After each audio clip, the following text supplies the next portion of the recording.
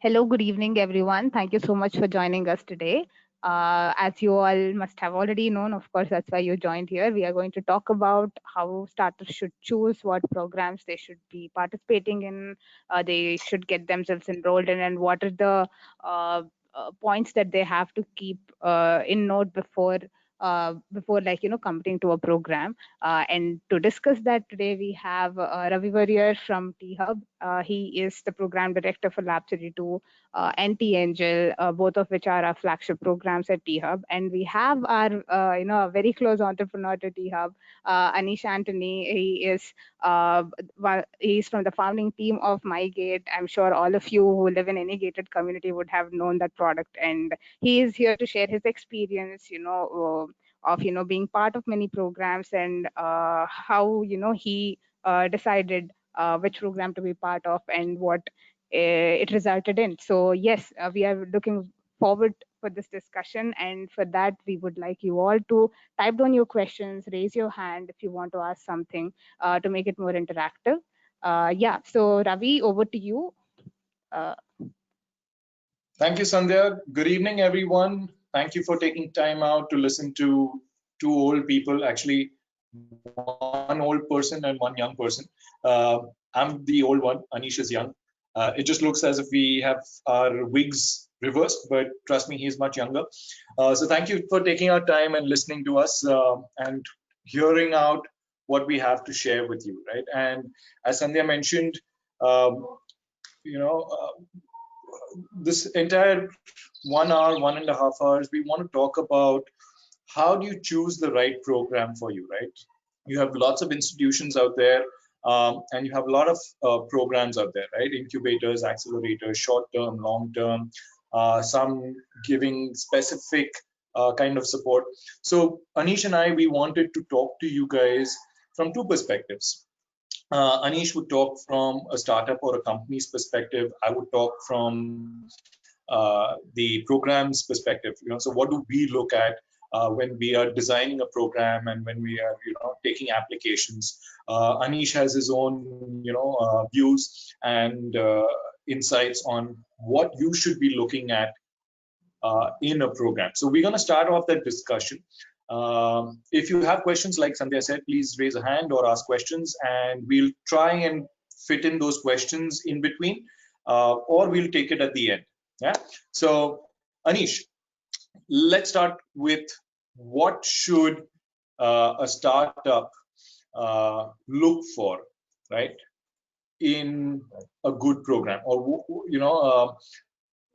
what should they, what aspects should they consider before choosing a program? What do you think are the most important aspects?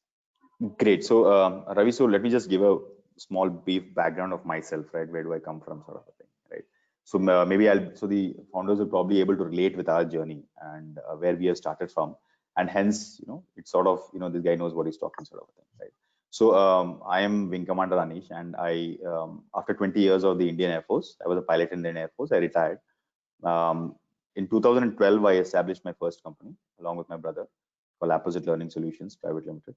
That is still running. I'm still a promoter shareholder in that. And second is is MyGate, which is a product like which is far more known than the other company, right? My journey with MyGate started along with the co-founders of MyGate. So I've been seeing the journey, watching the journey closely along with them since the inception in 2016. We have raised a couple of rounds. We are in the scale at which we are operating right now is we have got around 25 cities. We have got around 2 million homes on our platform.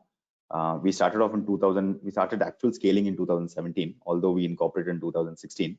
And we've been doing somewhere close to around 6 to 7x growth every year. Right? And from a single city in 2017, we have moved to around 25 cities over the past 3 years.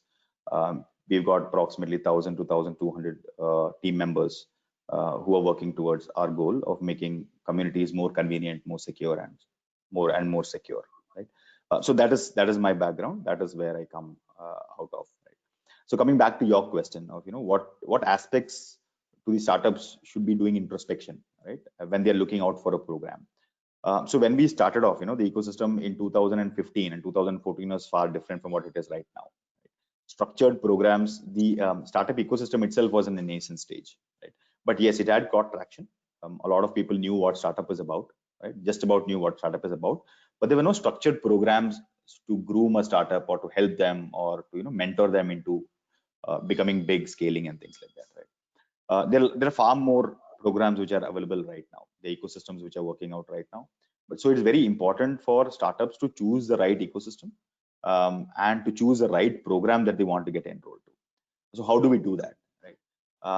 I think first is you need to ask yourself 3 or 4 questions, right? You need to introspect on what stage am I, because depending on what stage you are in, right, different programs become relevant to you. For example, if you're in your ideation stage, right, you will require a lot of support, you will require a lot of mentorship on solution formulation, right? Is your solution solving the problem or not? You'll require support on probably your co-founder composition, right? You will probably require on how do I incorporate myself, how do I set up my books, maybe how do I monetize, how do I analyze competitors, right? You might want to reach out for peer validation. You bounce your ideas of somebody who's already been through the curve and say, okay, does this work for me? If you are slightly advanced, right? If you're already identified your solution and now you're into turning the solution into a product or a process, right? Then now again the stage changes. Now what will be relevant for you is, am I getting the right exposure? Will this program, will it give me right exposure to evaluate tech options for creating my MVP, right? The intervention or the program should be structured around getting the team right, right? Also, maybe you might want to have a little inclination on the fundraise, valuation, investment. So my program that I'm going to enroll for, I need to ask myself that what stage am I in, and hence what are my requirements? I identify that, and then is the program satisfying those solutions? What is the focus of the program, right? Is it a tech-based program that is running there? And hence I would want to have tech intervention. Right? So if you broadly look at any organization, right, it has 4 legs, right? One is the sales and BD, second would be the operations, third would be the tech, and fourth will be your support services, which is Adam, HR, legal, finance, compliance, accounting, and so on and so forth. Right? Depending on the stage of the startup, right, each of these legs take a lot of priority. Like if you are in the initial stage, like it's all about ideation, getting your idea in the market right, getting your business. If you are in the second stage where you're developing your product, then your product takes a lot of importance. Then you should probably get engaged with a program which is tech heavy, right? Which will help you identify your problems, which will give you, okay, I need to build a solution. What are the technologies that are there outside which will help me to build my solution? Is that solution cutting edge, right? So you should probably get enrolled in a program which gives you exposure to all those different various kind of solutions.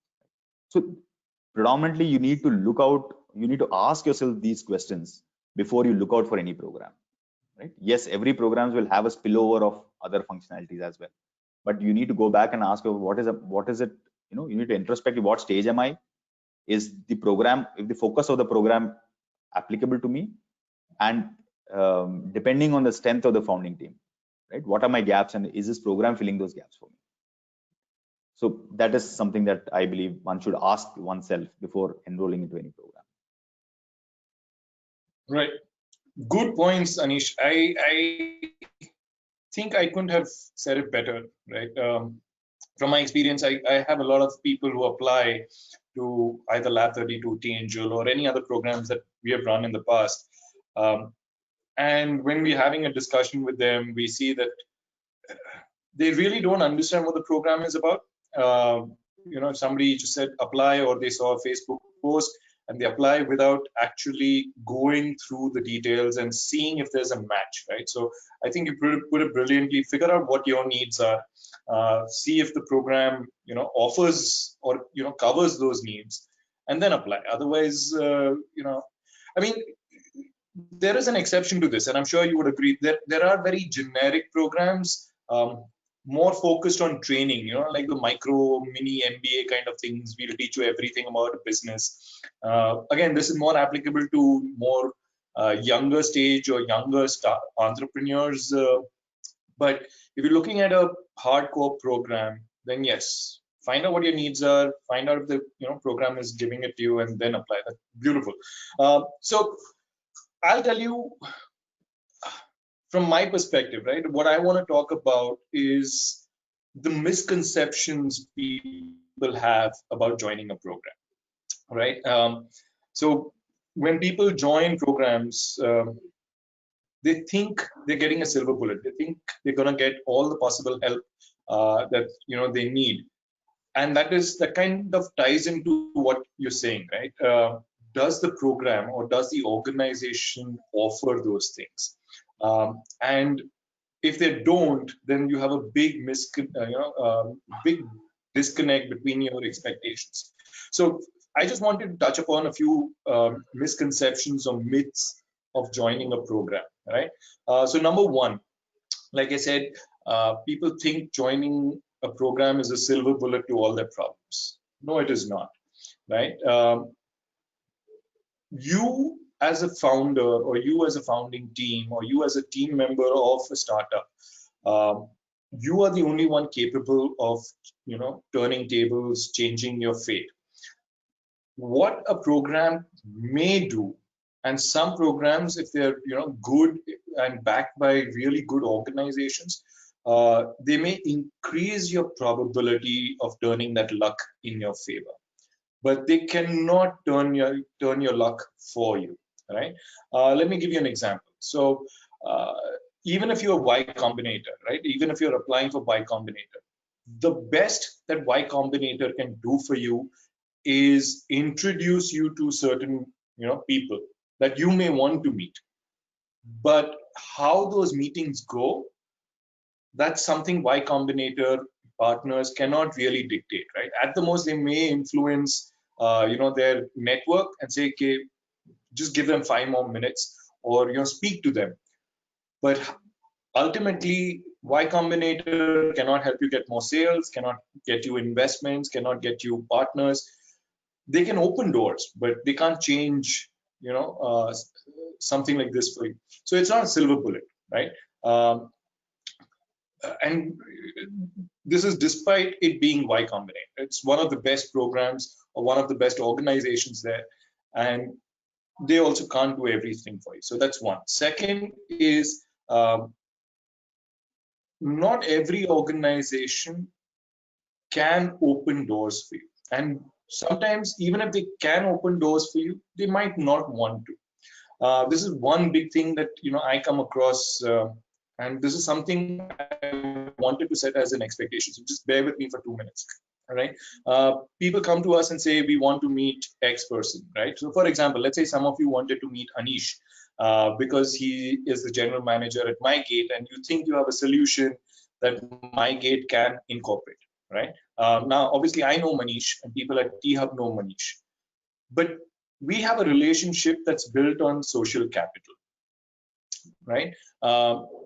Think of it this way: if I came to you and said, introduce me to somebody, and you felt that I wasn't ready, right?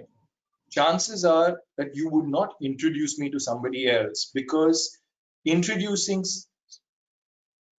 or introducing somebody new that does not add value to the third person is going to diminish your social capital, right? So if, let's say, I take you to Anish, and then Anish comes back to me and says, boss, who are you introducing me to, right? This guy doesn't have a good product, or isn't ready, or can't scale to the requirements that we have, then his trust and his faith in me and my recommendations go down, which is something that I don't want.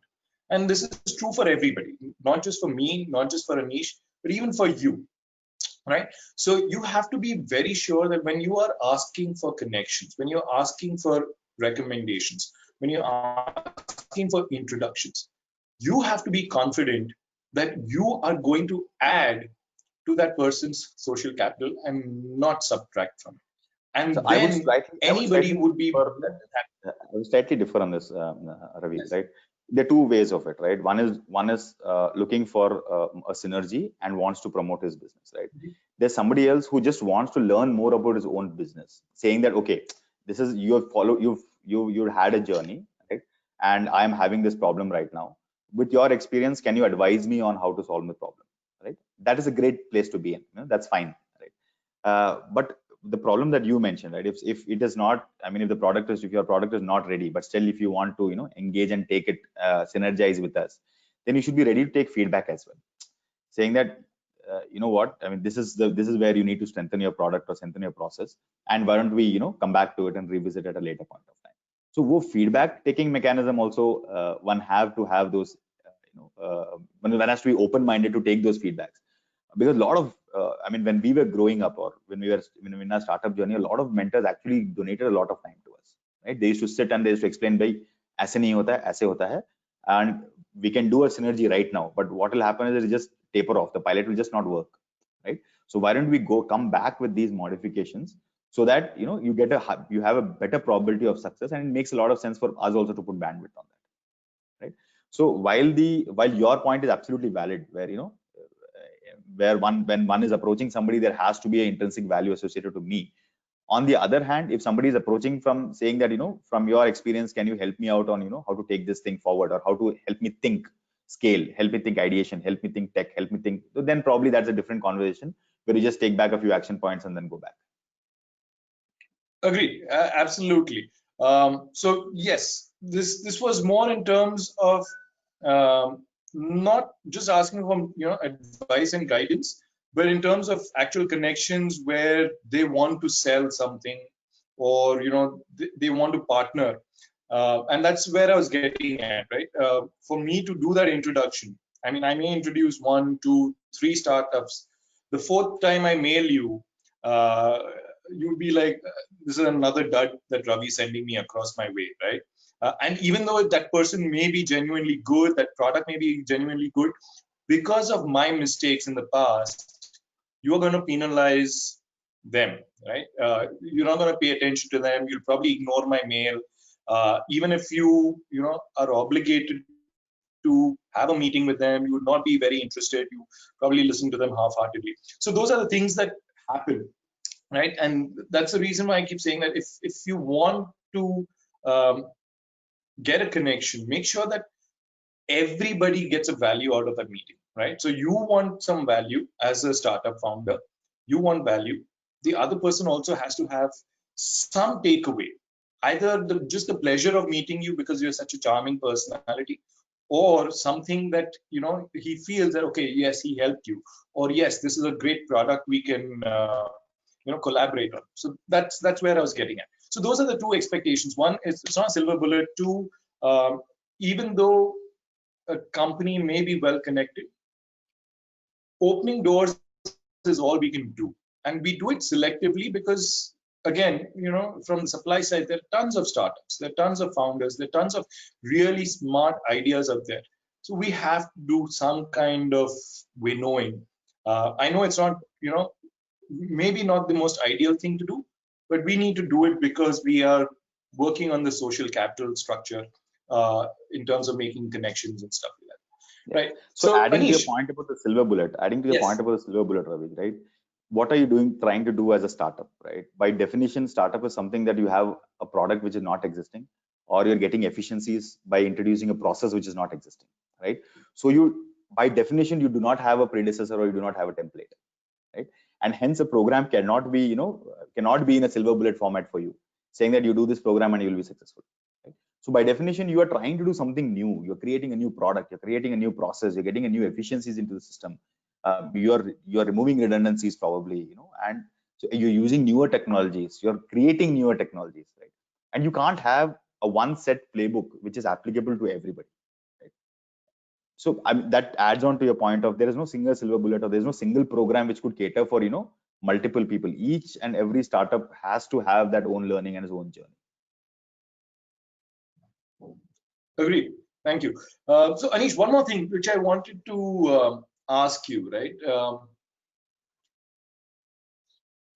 Based on what I said, the myths and the misconceptions of joining a program, what can okay, so what did MyGate expect from the programs that it joined? Or what can if you want to be more generic, what can a startup expect from a program, right? Yeah. So, okay. So let me just take a step back, right?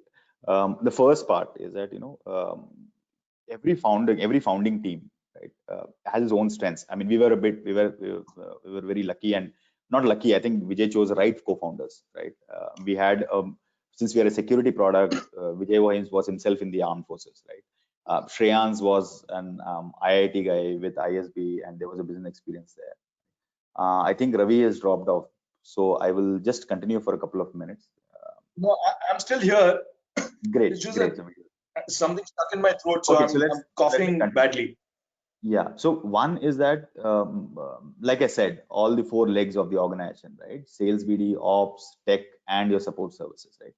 It is very rare that you find a founding team which is empowered to run all those four legs competently, right? Most of the times you find that, both the co-founders are probably very tech heavy. Um, they are amazingly talented tech guys, right? But if you have to run an organization, if you have to scale it up and take it to that level of getting a valuation running into hundreds of millions of dollars, right? If you want to build that kind of a business at a sustainable level and be able to scale up at every level and still be relevant, right? You need to have a balance in the co-founders. So you need to first realize when you come to a program with expectations, you should try and understand that ये मेरे founding team में limitations है, which means we are really strong in tech, but we really need to upskill ourselves, right? In probably sales BD or in operations, or the sheer incorporation of how do I run my Adam HR, legal, finance, accounts, and so on and so forth, right? So you need to identify your own limitation and expect the program to fill the gaps. Right? If you're a tech heavy guy, expect the program to probably fill the gaps on operations, on sales, on business development, on marketing, and how to construct the company on the fourth leg, which is your support services. Right? That is one really important thing that we know. We need to get into the mindset that there are a lot of things that we do not know. Right? Especially if the founding team is not very experienced. Like when MyGate started up, each of us had almost 18 to 20 years of experience in our core role. Like we were like 20 years experience in the Air Force, which was a very highly secure. Vijay used to fly with the NSG. We used to fight the president, vice president. So we had an opportunity to see how the NSG and SSG works from inside out, and how do you create that waterproof security system. Right? So we had 20 years of experience in tech. Shreyans was 20 years of experience in security, physical security. Shreyans had a great experience in tech. Right? Abhishek used to run operations at a very high level. Abhishek is an IIT Kanpur grad, IIM Ahmedabad grad, with around 16 years of experience in operations, right? So he was really operational heavy. Right? So we had a sort of balance in the founding team, with each of us having 15, 20 years of experience. If you had that kind of experience, great, but still there's a lot of learning that comes in. So expect your program to fill in the gaps, if any, in terms of experience of the founding team, right? Because at a certain point of time, you guys are the guys who are going to take decisions. You guys are guys, the decisions is going to filter down to thousands of people. You need to be really sure and upskill yourself on those legs. Please expect the program to give you, like Ravi rightly said, there is no silver bullet. But what a program is expected to do is expect to give you exposure to the best practices in the industry, right? Okay, these are the best practices in the industry. Okay, this is how other people have solved similar problems, right? Now, how can I optimize this? How can I use these best practices to optimize my product, to optimize my process, right? Or in fact, if I have to extrapolate that, how do I customize my product and customize my processes to bring out the best optimization in my organization, right? So please expect the program to give you that kind of an exposure in that kind of a sector that you want. If you're lacking in marketing, for example, or business development, the program should be able to empower you or upskill you with that business development skills, right? It should give you exposure to all of the best practices that are there out there, right? And then help you to identify and customize your own process that you want to set. Right? What are the right tools for it? Do you go to Salesforce? Do you go to Lead Square? How do you manage your lead? Right? For example, how do you manage your HR? Do I go to Darwinbox? Do I go so on and so forth? Right? The aim is not to take names here, but the aim is to help you identify the best practices out there and optimize your process to take it forward. We also need to understand how the entire ecosystem works, right? Which is the startup ecosystem. What are the constraints they work under? the VCs also have a constraint of, they cannot be too sector heavy on one particular sector, right? They cannot put all their eggs into one basket. They need to evaluate a lot of stuff, right? The founders, right? For example, the ecosystem, right? You would be expecting to get somebody to open the door for you at any point of time, no matter what you ask. But the person who's opening the door has got his own constraints, right? For example, like Ravi rightly mentioned, right? He'll be opening, if you open the first 4 doors, right? When he wants to open the door to give a chance to a great startup, right? Maybe the door will not open because the credibility, there is a limitation. So everybody is working with limitations and constraints. So expect your startup to give you a insight into the ecosystem, right? However, if you're choosing an intervention in one particular stream, right, which is sales, or which could be BD, or which could be operations, or which could be tech, or whatever it is, expect to understand and learn everything about that ecosystem, right? So that is something that the startup should be giving a holistic approach of that particular ecosystem. How much valuation kitna karna hai, how much, how do you value, how much you divest, what is a good divestment that you have to do, right? So these are some of the learnings from the ecosystem that you can take away. There's a lot of material that is available outside now, right? But the interaction would be the lot of learnings which will come from people who have traveled the journey already. Lot of learnings which will come from your peers who are part of the program, right? Who are joining the program to be along with you. There's a lot of peer learning which should happen there. Expect to happen there.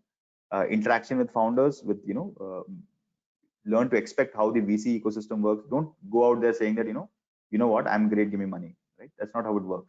You need to understand the constraints, the limitations, and the expectations, their expectations, and then position yourself accordingly, right? Learn, probably the program should help you align yourself in that aspect. Right. You brought in a good point of limitations, right? And I just wanted to add to that from the program's perspective, right?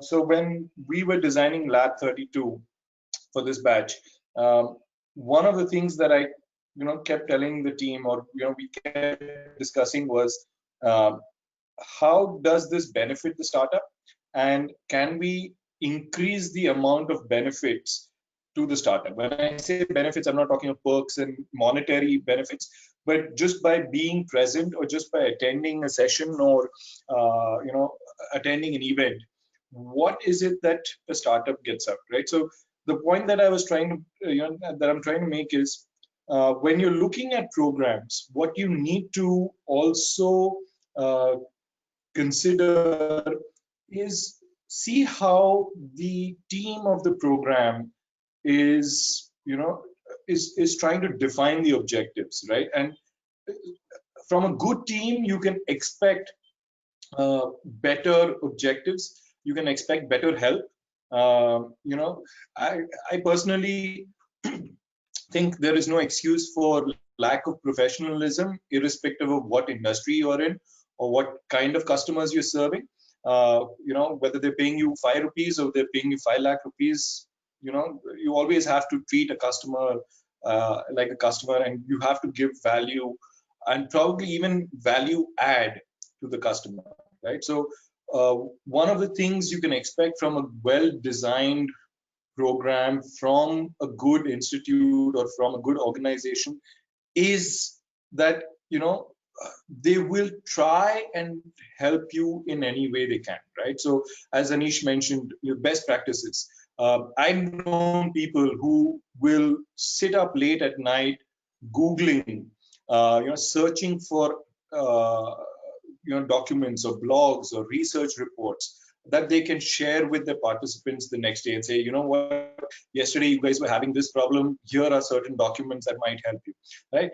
That kind of help is what you should expect from your program, right?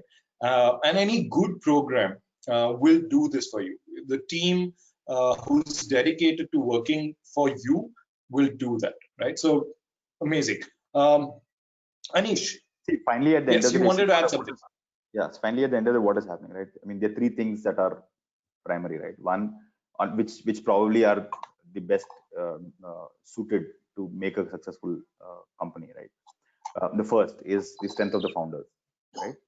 you need to have really motivated, dedicated, and competent founders, right, who can take it all the way, right up from 0x to 10x. Right? There has to be relevance of founders right from x to 10x. The second is unit economics. Right? If you're not going to be making money at the unit level, right, scale में तो फट जाएगा आपका, right?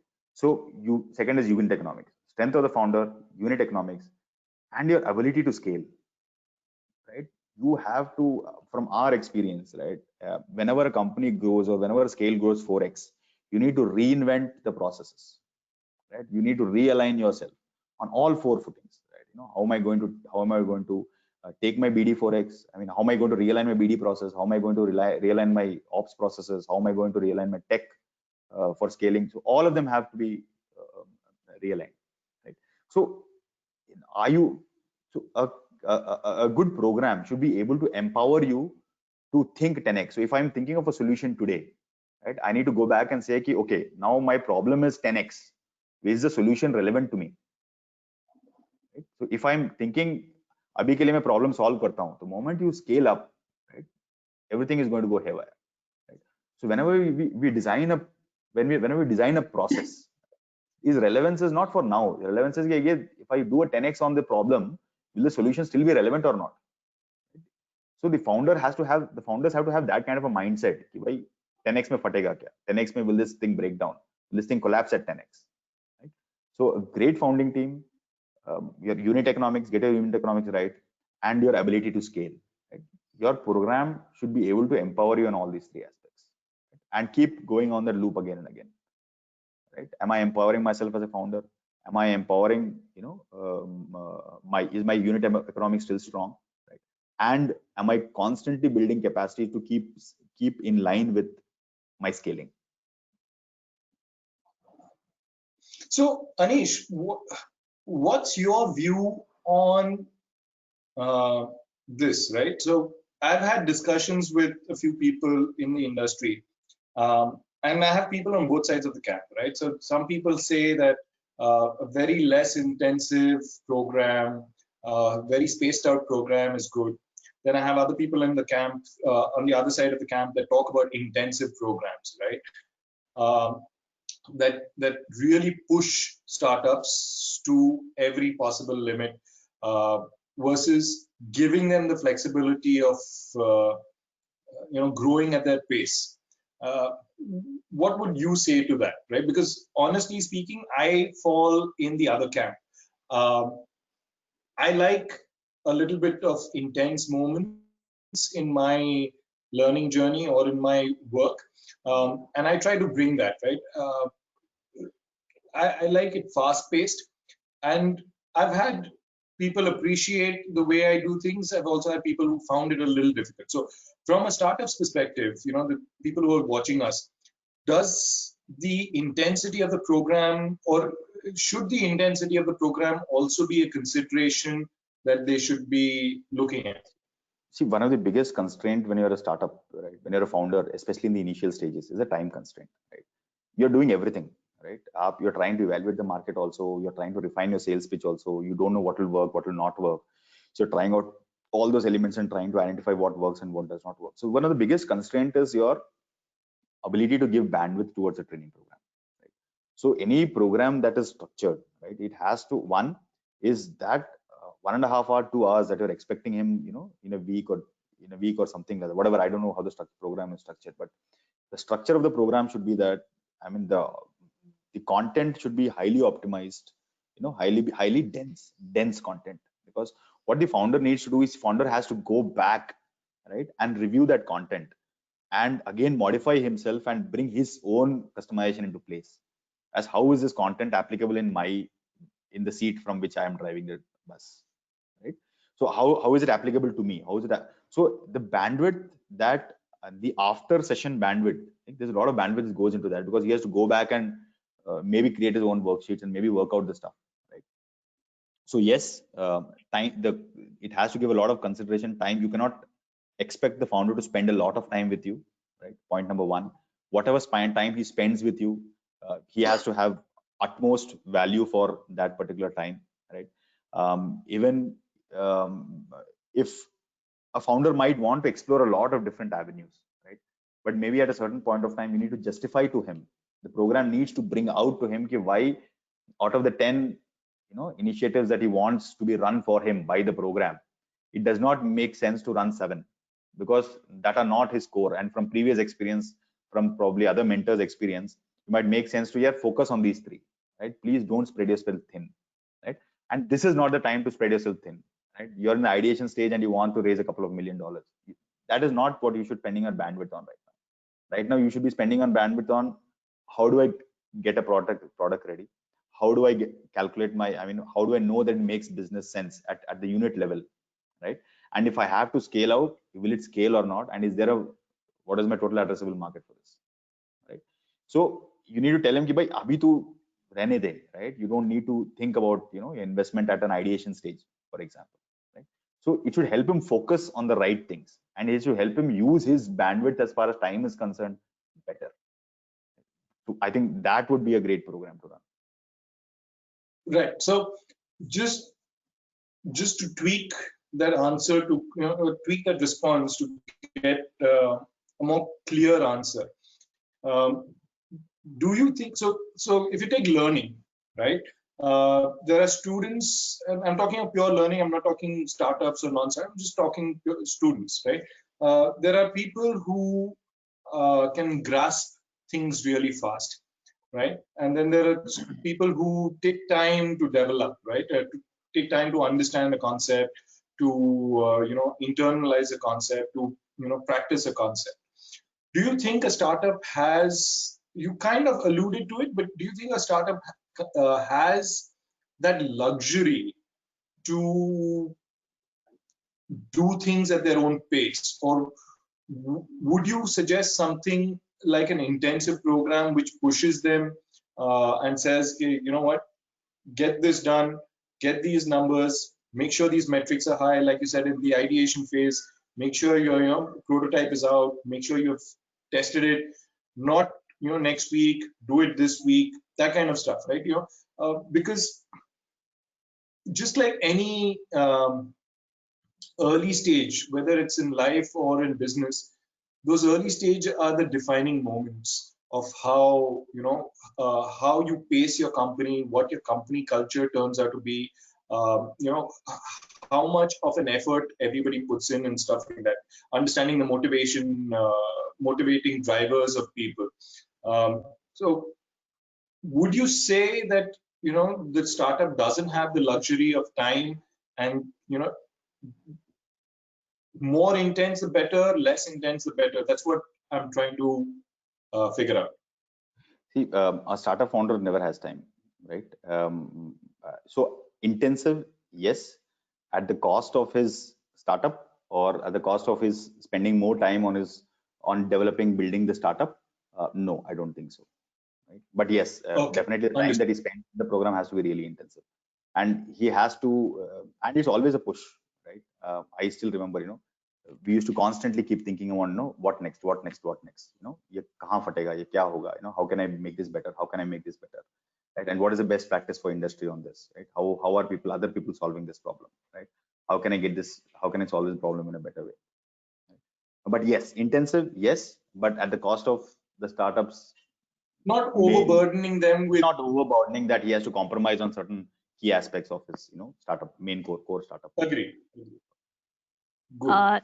Once again, Ravi, Anish, so we have a question here. I think it would be great because it's very aligned to the topic that you are talking about right now. So I think it's a question to both of you, because both of you have been founders, and I think Ravi has been he has ran programs and he has started on his own also.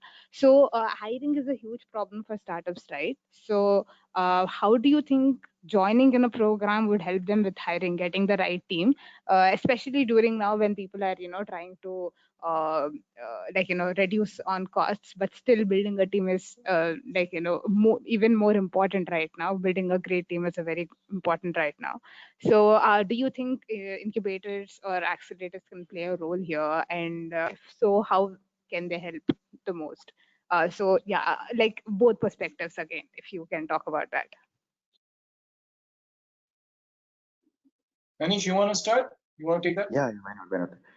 Hiring, I mean, so if somebody were to ask me, what is the most important thing uh, that you need to, it's a people problem, right? Hiring the right guys is probably the most crucial decisions that you take. Right? I still remember for the first 200 team members, right? There used to be a sign off from two founders. I mean, because the first 200 guys the organization that you build on the first 200 guys, that is the culture that is going to drive the next 2000 guys. अगर पहले आपके पहले 200 लोग आपके खराब हैं, right? They will end up, that culture. It will very difficult to roll back time and correct that. Right?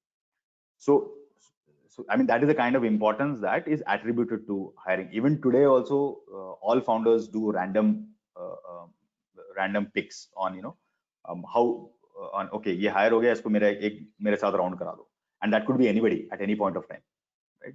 So the hiring team entirely is aligned saying that no, I mean culture fit, hiring. Right? It is always great to hire a good guy, right? Even if they are slightly expensive, they will solve you a lot of problems in the long run, right?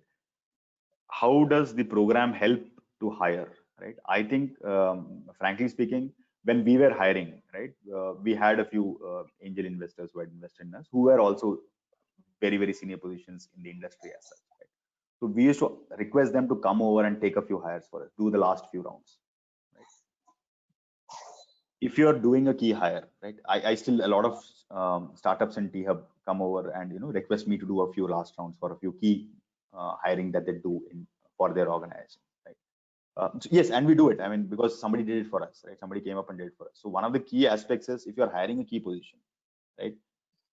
The program can probably support by aligning them with a few startups who are in a slightly later stage startups, right?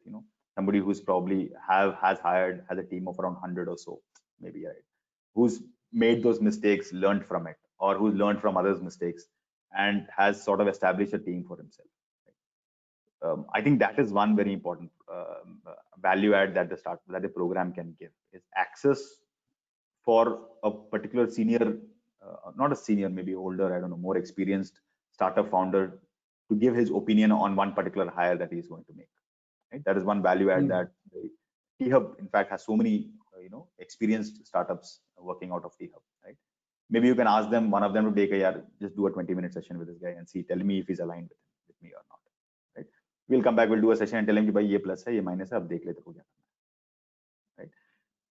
Second part is most startups do not focus on constructing the structure of your team, right? Initially, yes, you need to do everything. You need to get your hands dirty. In fact, not only initially, at every point of time, as startups, you need to get your hands dirty and you need to keep them dirty, right? Because the moment you keep your hands clean, that means you're out of touch with reality. Right? You don't know what is happening with your team. You don't know what is happening on the field. You don't know what the sales team is doing. आपको फिर पटने लग जाता है because you're not aligned with reality. Right? But at a certain point of time, you need to build a structure under you. You need to imbibe the right values in them, empower them, and let them build a structured team under them. Right? Again, it becomes very important. It goes back to the same first point. The first few hires are very crucial. They have to be aligned with the culture of the company. They have to align with the passion of the founders. Right? They need to see that, they need to know that this is a great product in the making. This is a great business in the making. Right? So yes, hiring is extremely important. It's a level one, priority. If you ask me, you have a great team, they will build you a great product. Right? उनको रास्ता दिखा दो, वो अपने आप sort out कर लेगा. Right? On the other hand, if you don't have a great team, no matter how much you try to coax them or you need to pursue them to get jobs done. Right? Which is again counterproductive. Right? How the program can help is you can align a few founders who have gone through that phase, or you can have a couple of sessions to help them skill up. You can probably have a couple of sessions to skill up. What are the main attributes that you look for when you're hiring, right? Or what are the red flags? At least tell them, by ye red flags hain. If somebody is showing these attributes, then you might not want. Right? Most founders not even sure about how to look at a resume, for example, right? They end up hiring people who have jumped every 6 months. Right? If a guy is jumping every 4 to 6 months, By the time you train him, 2 months later, he's going to jump in 6 months. Right? Do you want to get into that kind of situation? Right? So these are some things. So resume देख के आपको पता चला कि नहीं, I mean, he might be a great guy from a great pedigree, but I might not want to have him on my team because of this attribute. Right. So let's see. What can I add to what you've already said? You've covered most of the points. I will just elaborate on some points because I don't have much to add. The way I or my team helps, right? So I'm talking from personal experience.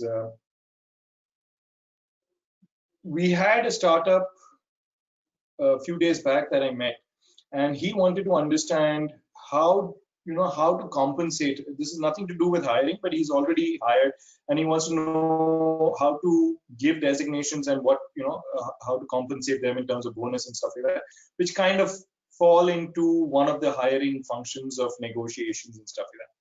So I sat with him for about an hour. One of our senior members in T-Hub, Suresh, he sat with this person trying to explain things. So what Anish was saying is absolutely right.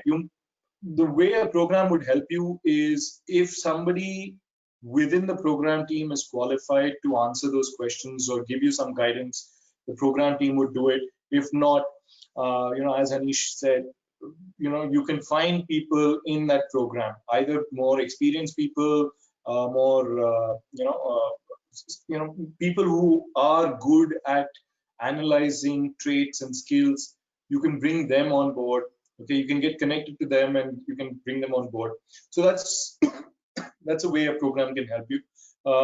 Obviously, then you have service providers, you have your peers, right? So in batch 30, sorry, in the lab 30 to batch 4, we have a startup that does, we have two startups. One does visual resumes, the other one does chatbot resumes, right? So you could hook up with, or you could partner with your peers in the program that you join, and ask your peers to help you out. So that's another great source of either getting access to a tool that you may not be able to afford initially, and they might give it to you at a discount or give it to you for free, whatever, right? So that's another way joining a program can help you with your hiring.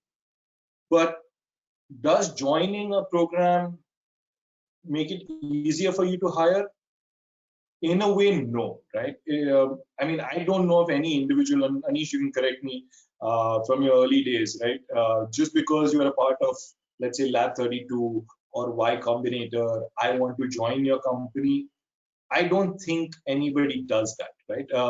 They have to be sold on your company, they have to be sold on your product, your vision, and you as founders or the person who's interviewing them, their enthusiasm then gets transferred to the new person. So that person is joining you because he wants to join you, not because you have a logo of a program or an organization in your deck, right? See, I think in the initial stages, again, Ravi, right? It's more like it's like a sales pitch, right? In the initial stages as a founder, when you want to get great talent on board, right? You need to convince them that you're going to build a great organization, right? So it is more of so you're the interaction. I want to call it an interview. It's not an interview; it's an interaction where you're trying to do a sales pitch to him about your company, saying that we are awesome guys for building this great organization with a great product and great visibility, and we would love for you to drive this aspect of our organization.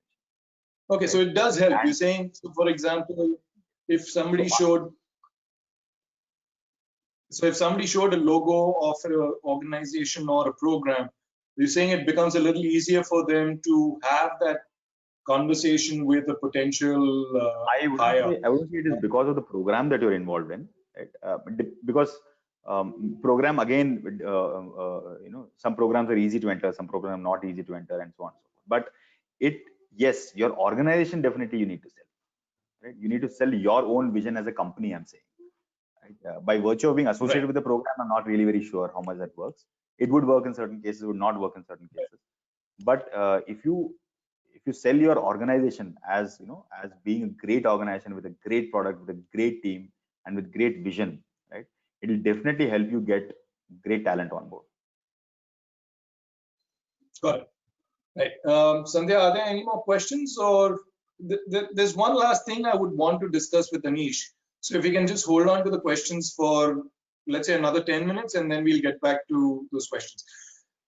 So Anish, Yeah, just to sure. wrap up, from a startup's perspective, right? What would be the 3 things that you strongly believe a startup should ask in their application process, or during their application process? So, just like, when you're doing interviews, the advice that you get is you should also ask questions to your interviewer, right? And that kind of applies here as well. What would be the 3 top questions that the startup should go and ask the answers to? I think it's actually one question that you need to ask, and you need to evaluate the answer on 3 parameters. I would like to look at it that way, right? The first thing that you need to evaluate the program or ask the question is, what is the strength of the program, right? How do I judge what is the strength of the program?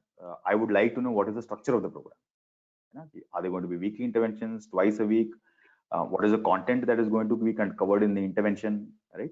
What are the quality of the resources that you are who will be empowering you, who will be upskilling you, right? So these are the questions that you need to ask, right? What is the structure of the program, firstly? Right? Am I going to be just sitting in a sort of interaction, and somebody is going to talk and I'm going to listen? At the end of the day, and it's just 1.5 hours done. What is the quality of people who will be doing it, right? Is it going to be somebody who's been who has not traveled that journey? If you're joining an accelerator program, for example, right? Is a resource, has he reached the growth stage, right? Or is he himself in the in the ideation stage, right? So or MVP stage, and he's giving you he's taking a session on acceleration or growth and scaling up, right? So what are the effectiveness of the workshops, right? Does it actually make sense to me, right? What is the kind of people who are going to come and talk to me about how to set up my company? Incorporation kya hota hai? Pre-incorporation, how do I set up how do I build my book? When I say build my book, build my accounts book, right? What are the ledger headings that I'm going to have? What are the expense headings that I'm going to have? How can I spend money now? For example, you can take from loan of that. You incorporate a company, take a loan from directors. When you get funded, you take the money back, you return the loan, right? So how do I help? What are the quality of people who are conducting these sessions for me? What are the effectiveness of the workshops that are going to happen, right? It also depends a lot on, is this program, is this structure, is the strength of the program, is it covering the gaps that are existing in my capabilities, right? If both founders are operations and sales background, they've got 20 years of operations sales background, right? Is it filling my lack of tech gap here, right? Is it filling my gap of my support services, which is adam, HR, legal, finance, compliance, and accounting, right? So is that program strong enough to fill those gaps for me, right? And also, what are the quality of the peers that will be joining in my batch, right? If I am going to be, if there is no knowledge that I can gain from the peers who are going to, it's like any other program, right? There's a lot of peer learning which happens, more so here, because everybody is traveling their own journey with their own product, right? Like we said, right? No two products are the same. The definition of startup is that you're trying something new, right? So is there a lot of value that I can generate from my peers? It could be either by synergizing with them, it could be learning from their solutions, it could be probably they must have solved a problem somewhere which is applicable to me also in my case. So I think these are probably the 4 or 5 questions that you need to be asking. Structure of the program, strength of the resources will be empowering me, the gaps, is it going to fill the gaps that I have in my structure, right? And what is the quality of the peers that are going to be a part of the program? Nice. Okay, so I'll again flip the coin, and I'll talk about the questions that I want to hear answers to, right? So when we're doing the application process, you attended some of my interviews, to evaluate startups for Lab 32, and you know that I don't have many questions, right? I generally don't have many questions. I have Ginke one question, which I ask everybody, why do you want to join the program, right? And that kind of summarizes this entire 1 hour of conversation that we're having, right? If is I'm trying to assess, um, has the startup, evaluated their own needs, right? All the way from what stage I'm in, what do I need, what are my gaps, what are my strengths, to figuring out what the program, offers, and whether that matches and fills the gap, like you mentioned, right? So I basically asked just one question. So this is one thing, as the questions that you put forward as advice to the participants or the audience to ask during the interviews. My advice would be, go, prepare on this answer. Make sure that you can sell somebody like me on this answer. And the question is very simple. Why do you want to join this program, right? And let me tell you, we are not looking for flattery, right? And we get that sometimes. Oh, T-Hub is like this, and I've heard so much about Lab 32, and you have the best mentors, and you have this.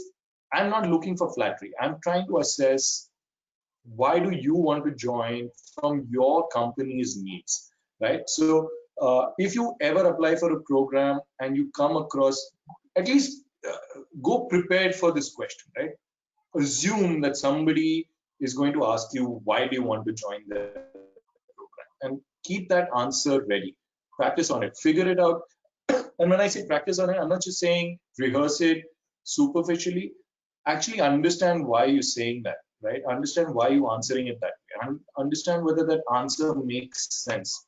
And in the process, you will answer all these questions that we've been raising, whether this program is right for you, okay, whether this is the right time for you to attend the program, right? Or whether the interventions are right, whether the mentors are right, whether the kind of investors or the kind of help that you're going to get is right? It'll help you understand you and the program that you're applying for better.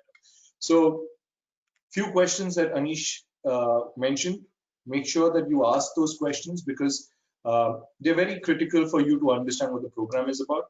And the program would want to know, why you would be a good fit for them. And that's a question as to why you want to join us, right? So make sure that you have a well-defined, well-structured, well thought through answer for that, right?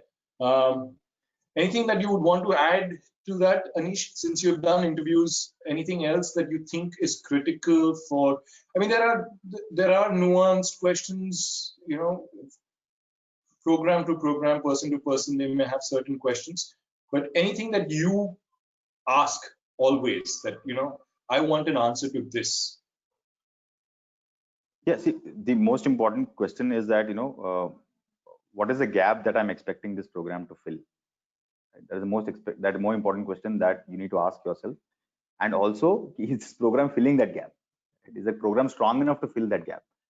As a founder, right, especially in the early stage, right, you're doing hundreds of things. Your bandwidth is precious, right? And you don't want to engage in a program where every successive day you're realizing that maybe this is not what I'm looking for, or I mean, maybe we are doing something, we are being repetitive about something, right?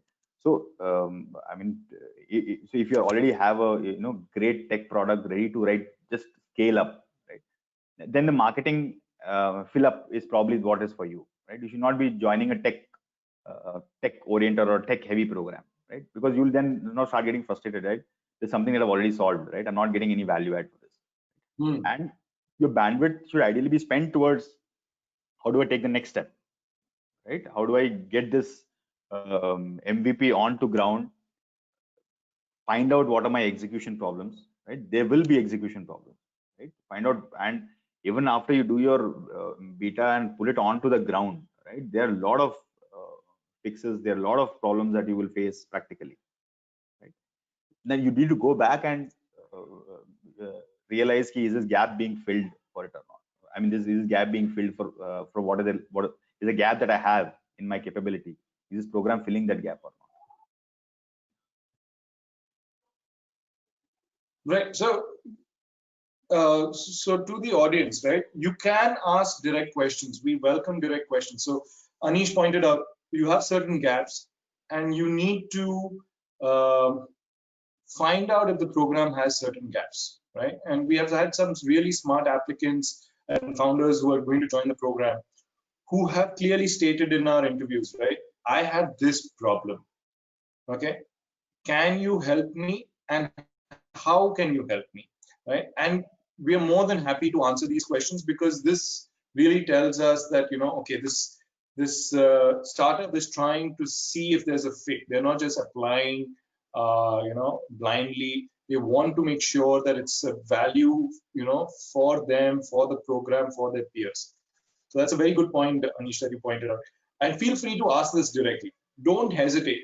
If anybody is taking offense to the questions that you are asking them during the interview or during the application process, I would be wary of them, right?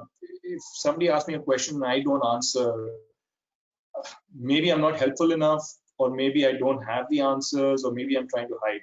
That's what I would take away, right? So ask your questions, and don't hesitate. Don't think that they're going to feel offended, uh, because they should feel offended when you ask questions about what you're getting in, right? So with that, we are done with our discussion. We kind of covered most of the topics that we wanted to talk about. Anish, is there anything else? A few Anish miracle sprinklers that you want to add to this conversation? No, Anish I think usually, so those who haven't spoken to Anish before, Anish usually has these. He's like that ice cream maker. So you order the ice cream, and you say, I want nuts and I want this, and then it passes through Anish's hand, and Anish generously adds in a few more sprinkles on that ice cream. you're So being any more generous. sprinkles on this ice cream? No, I think see, if you see, I mean, I'm not trying to be dissuading here, right? But if you see the success rate of, if raising a round was one of the metrics of being a successful startup, or your longevity of your product going actually to the market and impacting people's life is a metric of your success, right? Many startups do not make it there, right? But what they walk away with is this great experience, great learning experience, and get a holistic view of what you're doing, right? So if you're in a startup, if you're engaged in being a founder, and if you're starting up right now, right, please be like a sponge. Please keep absorbing everything that you can find, right? And there's so many learnings out, like I said, right? All those four legs, right? You're handling everything else. So when you go back, I mean, if you decide to go back into the corporate world, or you want to pick up a mainstream job, right? You automatically will be so empowered to take everything that comes onto you, right? So the journey is as important as your end state, right? The end state could be Destination. ending up as a unicorn, right? That's a totally different aspect. But the journey getting there is so enriching, right? That itself is a great takeaway from being a startup. Good. So we're done with our discussions. Sandhya, are there any questions from the audience? Yes, we have one more, and I urge the audience to ask more questions. We have blocked both the speakers' calendars for 20 more minutes, so you can bombard them with all the questions that you have. Please don't hesitate. We have one more question from Venugopal. He's asking, at what stage do you make senior appointments in tech ops BD? Like, when do you know that you have reached the level where you should? I think it's a question to both of you. Yeah. Could you repeat that, Sandhya? I'm sorry, you were breaking up. Sorry.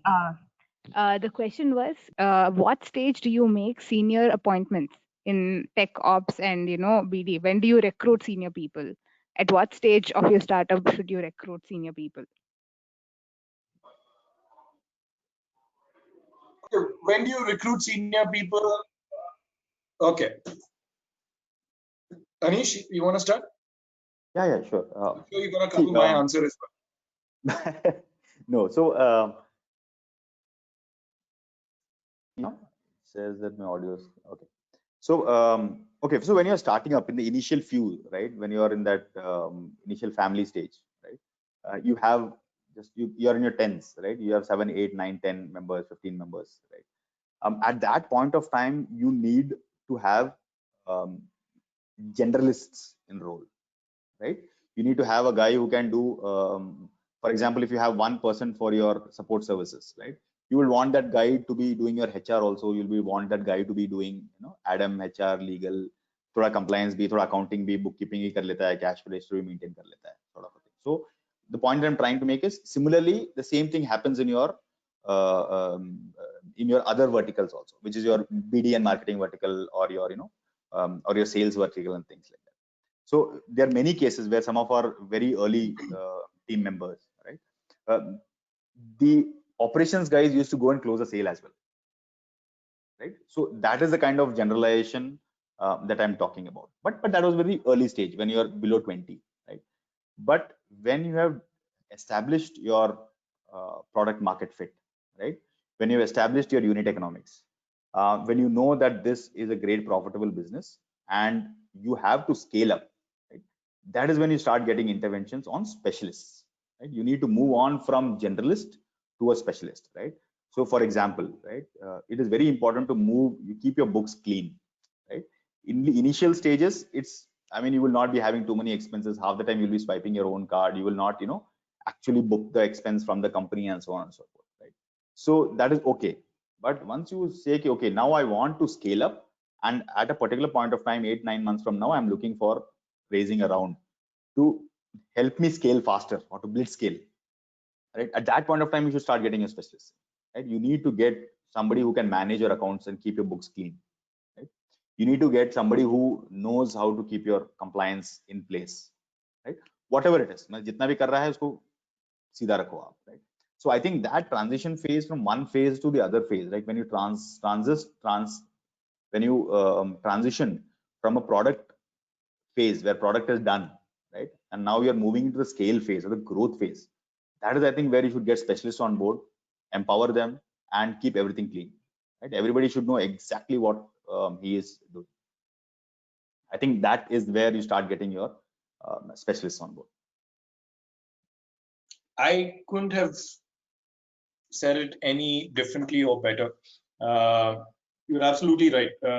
The only time you would start hiring senior people, because obviously senior people come with their own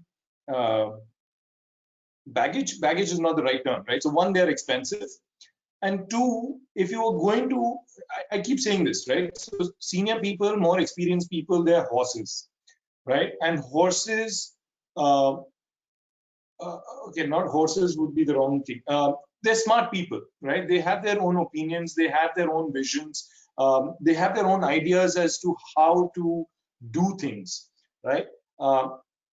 And they've been trained, or they've experienced doing this over a period of time, as you know, Anish classified them as specialists.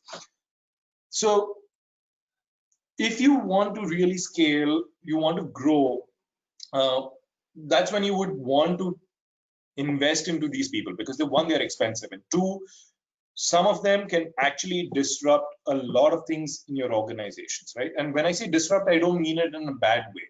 I mean it in a good way, right? They can come and shake up things so much that all the bad apples fall away, all the dead leaves fall away, and now they're helping you create an organization that is streamlined. If it was an F1 car, now you've trimmed all the excess fat, and now you're streamlined to like just shoot and scale.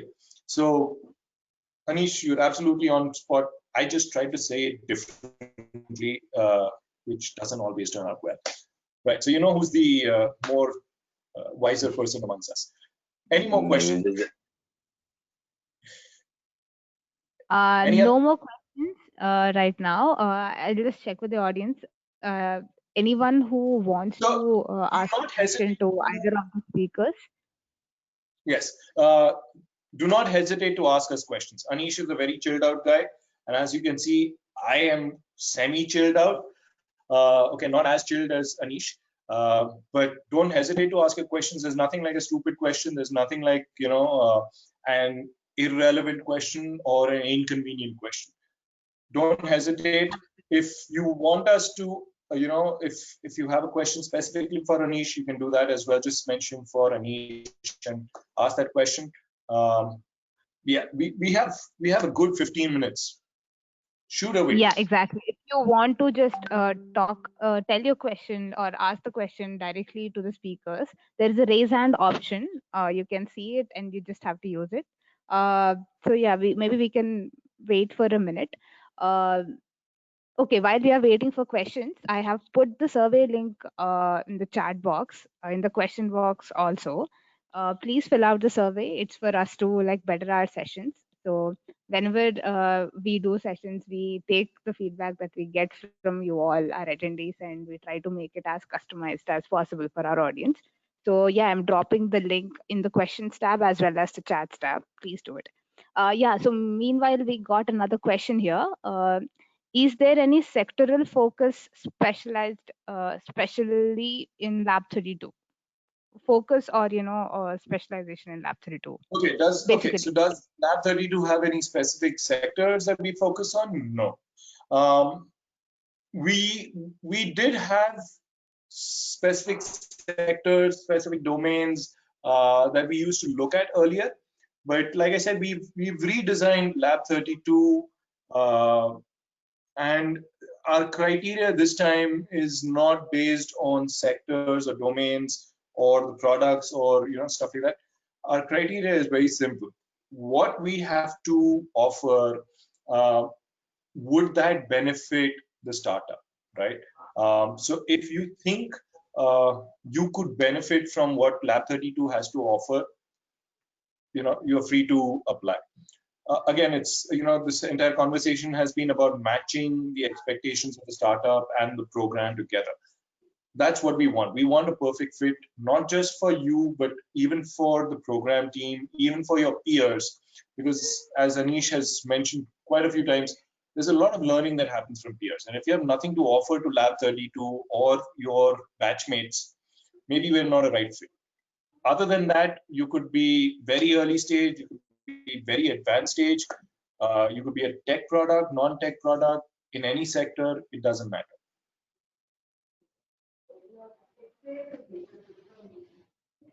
I'm sorry, Sandhya, are you saying something? Yeah, thank you, Ravi. One more question from the same audience member, Satish. What is the average mentor to startup ratio in lab 32? Okay. Sorry, I'm laughing. Okay.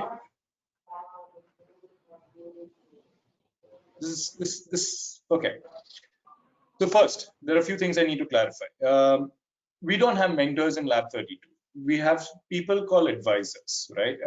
It's the same thing. The nomenclature has changed for the simple reason we want to set the expectations of these conversations in the right track. That's one. Second, the main focus of the program works on training and consultation sessions, right? So you have one consultant, depending on the track that you choose, you will have a consultant that will be working with you to help you come up with the objectives of the program. However, if you do need to speak to an advisor or a mentor, we have a pool of mentors associated with T-Hub. So this could be related to a problem that's not track specific, right? So let's say you are in the marketing track, but you have a problem with HR, or you have a problem with trying to figure out your pricing, or you're trying to figure out what product to build. There's anything that's bothering you as a founder or as a startup member. You can just ask us that you want to speak to somebody specific in terms of either a person, and if we know that person, we connect you. And if you don't know a person, but you know somebody, like I need somebody in marketing and I need somebody with experience, then we can try and find somebody like that, right? And is there a cap to how many advisors you can speak to? No, right? It's a 4-month program. if you want, and if you really think you need to speak to one advisor every day, we can do that. So there's no mentor to startup ratio, right? But there is a consultant to startup ratio, which is 1:1. At least one startup gets one consultant. Does that Okay, answer your question? thank you. Yeah, that was the question. So yeah, looks like yeah, that was the last question from the audience. Anyone who has more questions, please either raise your hands or type it down in the tab. Okay, so feel free to ask your questions. In the meantime, I'm going to type in our email address for Lab 32 in case you have questions about Lab 32 program or you want to visit the site. Here's the link,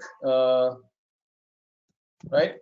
And if you want to get in touch with Anish, Anish, do you want to? How would you want me to connect you? Yeah, either through you or Sandhya should be, either way should be fine. I think the mail ID is Right. there. You So can probably write back to the same mail ID, and then probably you can reach out to me or something. Perfect. So if you have questions for Manish, if you want to get in touch with Manish, send a mail to Sandhya or at me at lab32 at thub.co, and we'll forward your questions to Anish. Right. So Yes. any more questions, Sandhya? None as of now. I think we covered everything from startups here, from our audience. So yeah, we're good. Okay. So thank you, Anish, for taking out time and bearing me once again. I know I am kind of a pain in some place, and I annoy the crap out of you. So thank you again for doing this with me. It's always a pleasure having a conversation with you, and I just feel livelier when I am with you, when I'm chatting with you. That's a reason where all my goofiness comes across, right? I'm just so in awe of your persona. So thank you.